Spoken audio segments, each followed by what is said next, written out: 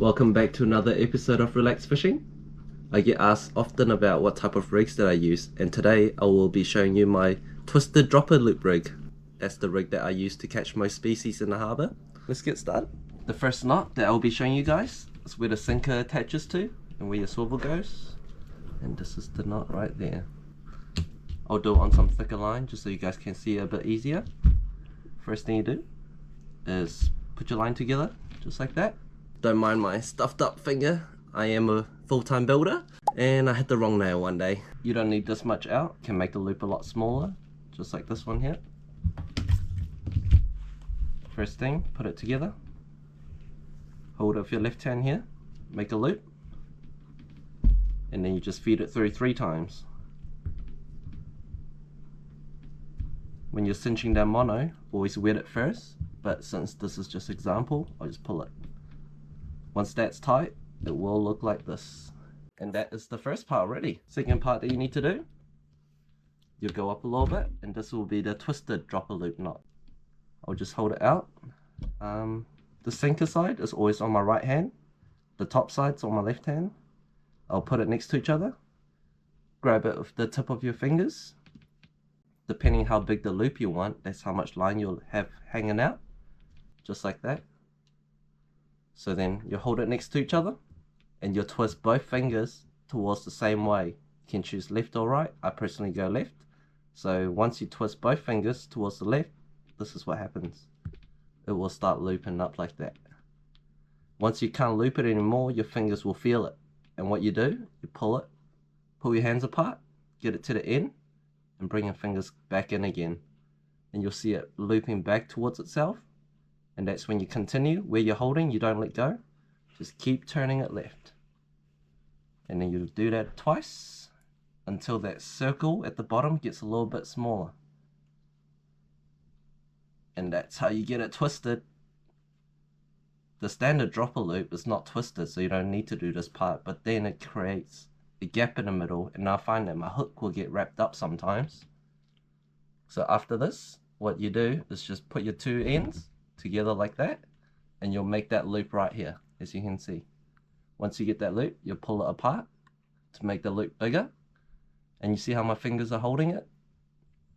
So you're holding all 4 lines together. So once that's held, I actually move it to my middle finger to hold it, just so I can use my top 2 fingers to wrap it together.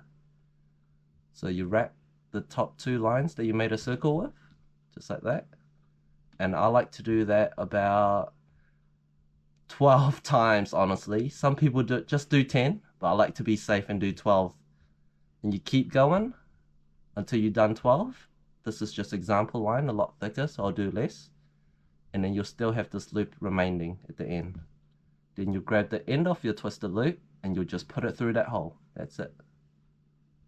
Once you get through that hole, I normally hold that in with my teeth and then pull with these 2 sides. Just like that.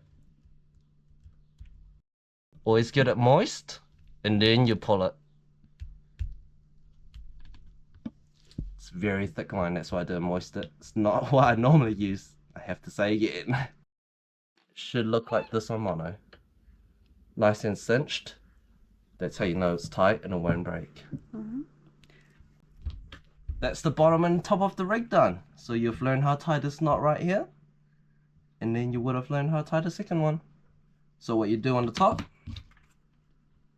So that's your bottom where your sinker goes right here. And now I'll do that top. You can always choose how far you want your swivel up. Mine is probably always about 200 mils roughly. So just grab this line. Same thing as the first knot. Grab it, hold it together, make a loop. Then you'll make a circle, just like that. 3 times. You'll go through that. 1, 2, 3. Get it wet, and then pull. And that's how it should look. And that's it. It's that simple. So once you have that, pinch it together, put your swivel on,